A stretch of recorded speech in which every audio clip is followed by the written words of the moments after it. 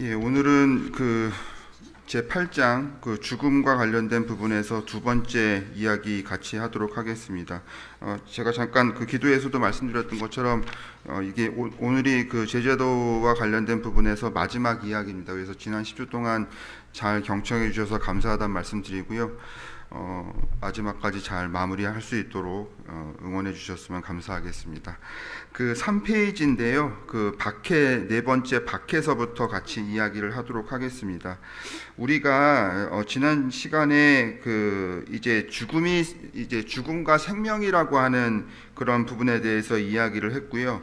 그 다음에 죽음을 통해서 생명의 원리가 작동하는 영역과 관련된 부분에서 지난 시간에 구원, 제자도, 그 다음에 선교라고 하는 이 세 가지 영역에 대해서 같이 이야기를 했습니다. 오늘은 박해, 순교, 그리고 하나가 뭐더라?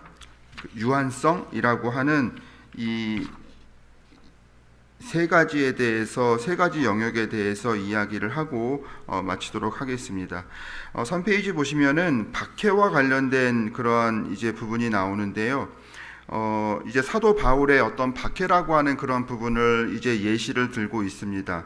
그래서 사도 바울은 신체적인 박해를 많이 당했다라고 하는 그런 부분에 대해서 두 번째 줄, 세 번째 줄에 이야기를 하고 있는데, 세 번째 줄 보시면은 그는 태형을 당했고 돌에 맞았고 감옥에 갇혔고 죽음의 위험을 받았고 파선했다라고 하는 이와 같은 여러 가지 박해에 대해서 말씀을 하고 계십니다. 그런데 바울은 이 박해를 그냥 박해로 이해한 것이 아니라 그러니까 박해를 일종의 죽음이라고 하는 그런 부분으로 이해를 했던 그런 부분이 있고, 이와 같은 박해에서 벗어나는 것을 일종의 부활이라고 하는 그런 부분으로 이야기를 하고 있습니다. 그래서 이 박해를 이제 죽음이라고 하는 이와 같은 부분으로 연결을 시키고 있고, 그 박해에서 벗어나는 그런 부분을 죽음에서 부활하는 그런 부분으로 이제 묘사를 하고 있는 그런 부분이 있는데요. 박해를 받는 그리스도인이 바울처럼 죽음에서 거듭 구출되는 것은 아니고, 그 다음에 우리는 면제나 구원의 약속을 받는 것이 아니지만 죽음의 한가운데에서도 생명을 경험할 수 있다라고 하는 그런 말씀을 하고 계시는데요. 고린도 후서 4장 10절에서 11절까지의 말씀을 제가 잠깐 읽어드리도록 하겠습니다. 고린도 후서 4장 10절에서 11절 말씀인데요. 우리가 항상 예수의 죽음을 몸에 짊어짐은 예수의 생명이 또한 우리 몸에 나타나게 하려 함이라. 우리 살아있는 자가 항상 예수를 위하여 죽음에 넘겨짐은 예수의 생명이 또한 우리 죽을 육체에 나타나게 하려 함이라 라는 그러한 구절이 있는데요. 이 말씀에서 이야기하는 그런 부분은 우리가 예수님의 죽음과 생명을 동시에 경험할 수 있다라고 하는 그런 부분입니다. 저번 시간에도 말씀드렸지만 계속 이 제 8장 죽음과 관련된 부분에서는 죽음과 생명이라고 하는 이 두 개의 사건을 이제 같이 연결시키면서 역설적이지만 이제 나름대로 그리스도인만이 경험할 수 있는 신비와 관련된 그런 부분에 대해서 말씀을 하고 계시는데요. 우리는 항상 우리 몸에 예수의 죽음과 생명을 지니고 있다라고 하는 그런 부분, 그리고 부활이 일어나기 전에 부활 생명을 경험한다라고 하는 그런 부분에 대해서 말씀을 하고 계십니다. 그래서 이와 같은 말씀은 고린도 후서 6장 9절에 우리는 죽은 자 같으나 살아있다라고 하는 그러한 이제 말씀으로 귀결이 된다라고 이제 우리가 생각을 할 수 있는데, 여기서도 이야기하는 것처럼 우리가 죽음과 생명이라고 하는 그런 부분을 우리는 그리스도인은 동시에 지니고 있다라고 하는 그런 부분, 그리고 우리가 죽음으로써 생명에 이를 수 있다라고 하는 그런 부분에 대한 어떤 역설적인, 그렇지만 되게 중요한 그런 부분에 대해서 말씀을 하고 계십니다. 그래서 이제 바울과 관련된 그런 부분에 대해서 이제 쭉 설명을 하고 있는 그런 부분이 있는데, 문단의 맨 마지막 줄을 보시면은 바울이 고린도 교회에 보낸 편지의 핵심 진리는 약함을 통한 능력, 고난을 통한 영광, 죽음을 통한 생명이다라고 이제 말씀을 하고 계십니다.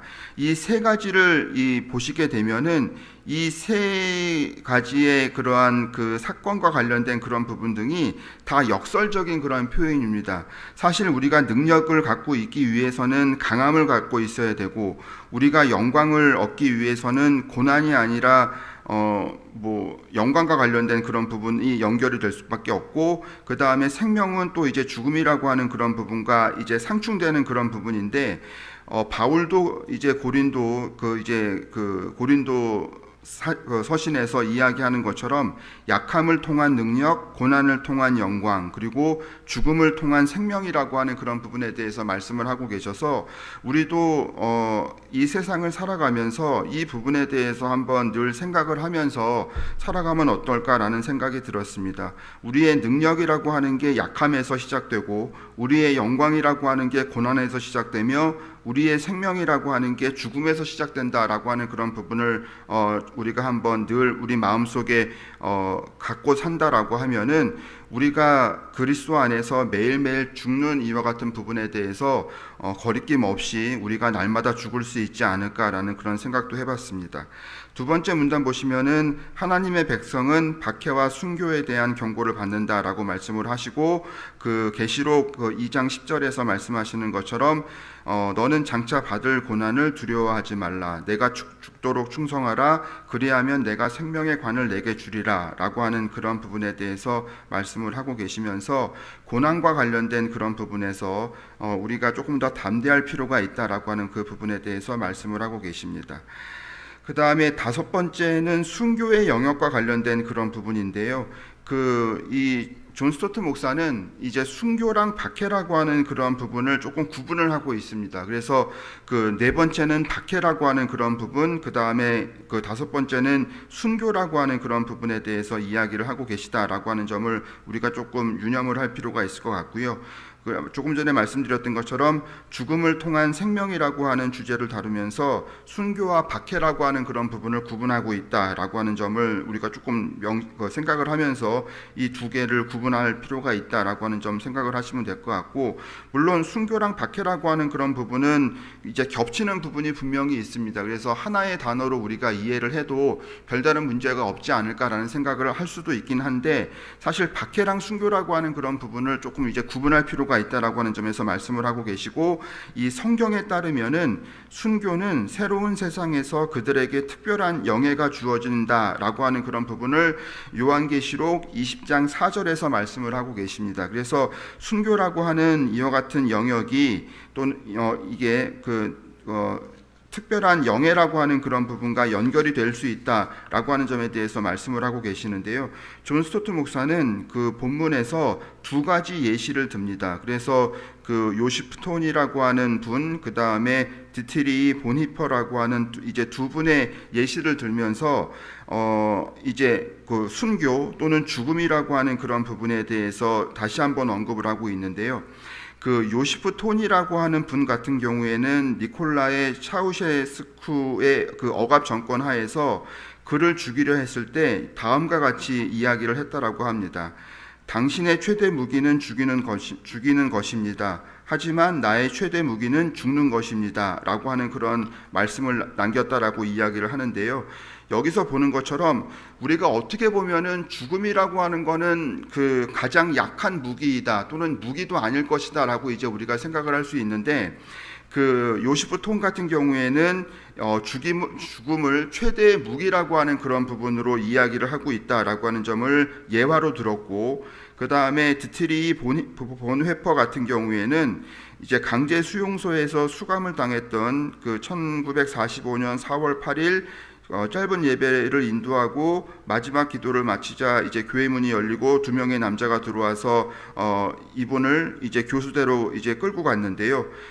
이제 끌고 가는 그런 부분에서 하신 말씀이 이것으로 끝이다. 하지만 내게는 생명의 시작이다라고 하는 그런 부분에 말씀을 하시면서 이제 죽음이라고 하는 게 또는 순교라고 하는 게 생명의 시작이다라고 하는 그런 부분을 명확하게 말씀을 하고 계십니다. 그래서 우리가 언뜻 생각하기에 죽음이라고 하는 거는 모든 것의 끝이다라고 하는 그런 부분, 또는 죽음이라고 하는 거는 되게 약함이라고 하는 그런 부분으로 이제 우리가 생각을 할 수 있는데, 두 분의 예화를 보면서 죽음이라고 하는 거는 그리스도인에게 있어서 가장 강력한 무기이다. 왜? 곧 그것이 생명이라고 하는 그런 부분과 연결이 되기 때문에 가장 강력한 무기가 될 수 있는 그런 부분이 있고, 또 우리가 생각하기에 죽음이라고 하는 것으로서 모든 것이 끝난다라고 이제 우리가 생각을 할 수 있지만, 본회포의 그 말씀처럼 이 죽음이라고 하는 것 또는 순교라고 하는 것은 또 어떻게 다른 관점에서 봤을 때에는 그 생명의 시작이라고 하는 그런 부분으로 생각을 할 수 있기 때문에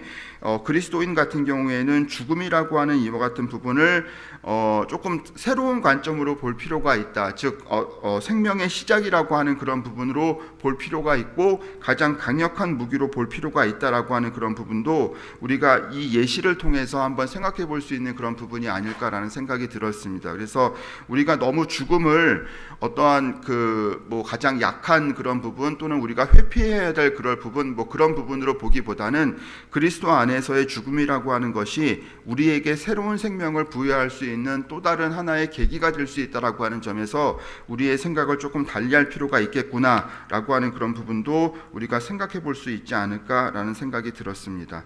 여섯 번째는 유한성과 관련된 그런 부분인데요.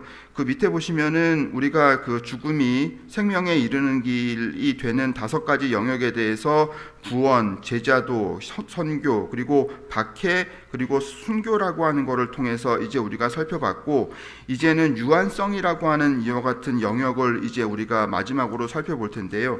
4페이지 보시면은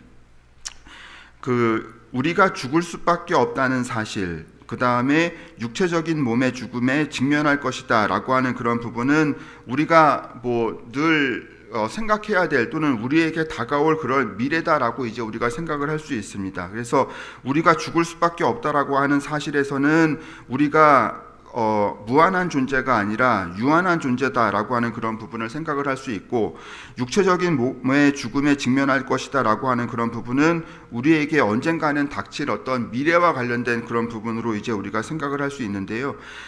여하튼 어차피 계속해서 그 이야기하고 있는 그런 부분 중에 하나가 죽음이라고 하는 그런 부분은 회피할 수 없는 그런 부분이고, 죽음이라고 하는 거는 그 모든 사람에게 다 적용될 수 있는 공통된 사건이다라고 이제 우리가 생각을 할 수밖에 없는데, 그 제자조에서 이야기하는 그런 부분은 죽음을 통한 생명이라고 하는 그런 부분에 대해서 계속해서 말씀을 하고 계십니다. 그래서 죽음이라고 하는 것이 그 죽음 자체로 끝나는 것이 아니라 죽음을 통해서 생명으로 연결될 수 있다라고 하는 그런 부분에 대해서 계속해서 언급을 하고 있다라고 하는 점을 다시 한번 기억을 하시면 좋겠고요.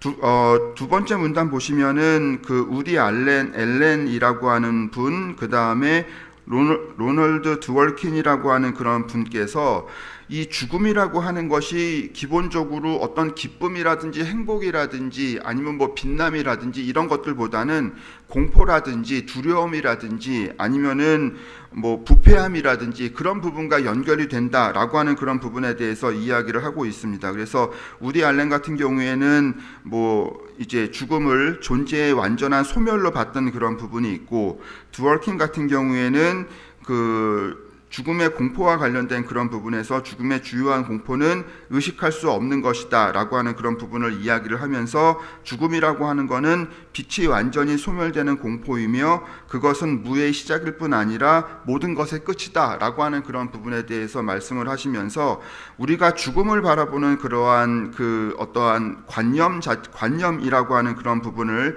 되게 부정적인 그런 부분이라든지 소멸이라고 하는 그런 부분이라든지 공포라고 하는 그런 단어를 통해 가지고 설명을 하고 있습니다. 그래서 이와 같은 접근 방법은 우리도 늘 느끼는 그런 부분이 아닐까라는 생각이 듭니다. 우리가 죽음에 대해서 생각을 한다라고 하면은 공포라든지 아니면은 아무것도 없음이라든지 이런 부분, 소멸이라든지 이런 부분으로 생각할 수 있는 그런 부분이 있기 때문에 일반적인 사람들이 죽음에 대해서 느낄 수 있는 그러한 공포감이라고 하는 그런 부분을 두 번째 문단에서 이야기를 하고 있는데요.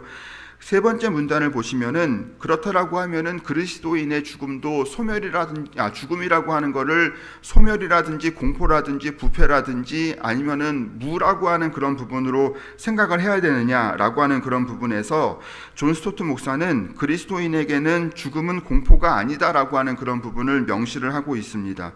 물론 이제 이게 생물학적으로 죽어가는 그런 과정에서 품위를 지키기가 어렵고, 그 다음에 그 사체 자체에 부패하는 그런 과정도 즐거운 과정이 아니고, 그 다음에 성경에서도 죽음을 맨 마지막에 멸망받을 원수다라고 하는 그런 부분으로 이야기를 하고 있기 때문에 죽음과 관련된 그런 부분이 사실 긍정적인 어떤 측면으로 이해되는 것이 현실적으로 어려운 그런 부분이 있는데, 디모데후서 1장 10절에서 말씀을 하시는 것처럼 그리스도 예수께서는 사망을 패하셨다라고 하는 그런 부분에 대해서 말씀을 하고 계시고, 그리고 예수님의 부활이라고 하는 것을 통해서 예수님께서는 죽음을 정복하셨고, 그렇기 때문에 이제는 더 이상 그것, 즉 죽음이 우리에게 권사를 행하지 못한다라고 하는 그런 부분을 이제 말씀을 하고 계십니다. 그렇다라고 하면은 우리가 일반 세상 사람들이 그 죽음에 대해서 느끼는 그와 같은 공포라든지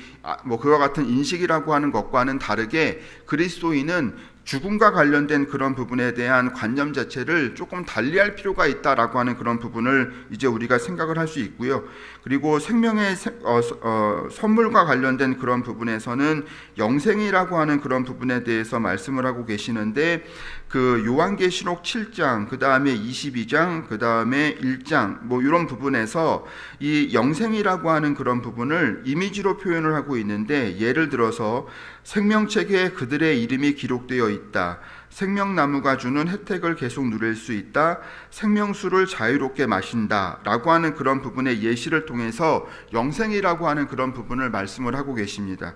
지금 그 요한계시록에 나와 있는 영생에 대한 이미지와 관련된 그런 부분과 우리가 일반적으로 느끼는 죽음에 대한 이미지라고 하는 그런 부분은 확연하게 다르다라고 하는 점을 이제 우리가 생각을 할 수 있을 텐데요.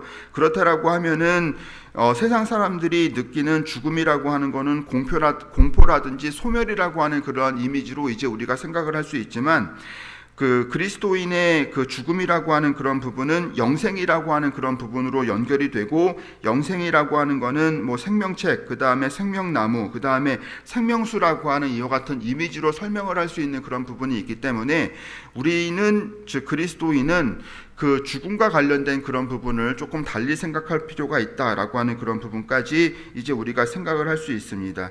존 스토트 목사는 이와 같은 그 부분을 예시로서 씨와 꽃의 관계로 이제 설명을 하고 있습니다. 그래서 그 씨가 기본적으로 작고 볼품이 없지만, 그리고 씨가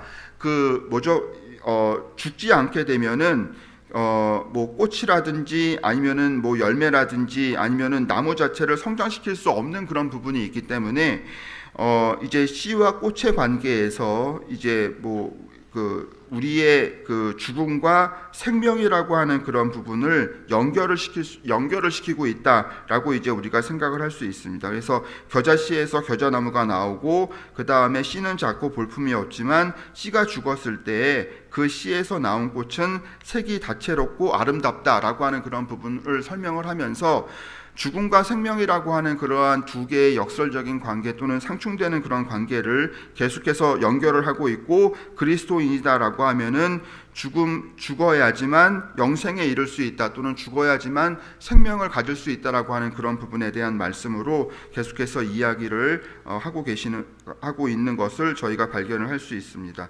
맨 마지막 문단 보면은 그 바울이 그 생명과 죽음에 대해서 어떠한 생각을 갖고 있는지와 관련된 그 부분을 간단하게 정리를 했는데요. 빌립보서 1장 22절에서 23절의 말씀과 관련된 그런 부분인데, 바울에게는 생명을 그리스도를 의미한다라고 이제 이야기를 하고 있습니다. 그래서 그분 없는 생명은 상상할 수 없었고, 죽는 것이 유익하기 때문에, 즉 죽는 것이 그리스도를 더 얻는 것이기에 죽고 싶다라고 이야기를 했다라고 빌립보서 1장에 이야기를 하고 있습니다. 그래서 우리가 사실 죽음이라고 하는 그런 부분을 되게 두렵고 공포스러운 그런 부분으로 생각하는 것은 어쩔 수 없는 그러한 그 하나의 본능과 관련된 그런 부분인데, 우리가 그리스도인으로서 이 우리가 생명을 얻기 위해서는 죽음이라고 하는 그런 부분을 생각을 할 필요가 있다라고 하는 점도 이제 우리가 생각을 해볼 수 있을 것 같고, 그렇다라고 하면은 우리가 이 땅에서의 어떠한 삶에 이제 너무 기쁨을 두거나 아니면은 너무 가치를 두는 것이 과연 옳은 접근 방법인가라고 하는 그런 부분에 대해서도 우리가 생각을 해볼 필요가 있지 않을까라는 생각이 들었습니다. 그래서 맨 마지막 문장에도 나와 있는 것처럼 다가올 생명이 이 땅에서의 생명보다 훨씬 더 좋다라고 하는 그런 부분에 대해서 말씀을 하고 계시기 때문에 우리가 이 땅에서의 생명 또는 이 땅에서의 삶 또는 이 땅에서의 기쁨이라고 하는 그런 부분보다는 우리가 다가올 생명이라고 하는 그런 부분에 대해서 더 많은 관심을 기울일 필요가 있겠다라고 하는 그런 부분까지 말씀을 하고 계십니다. 5페이지는 이제 8장의 결론과 관련된 그런 부분인데요.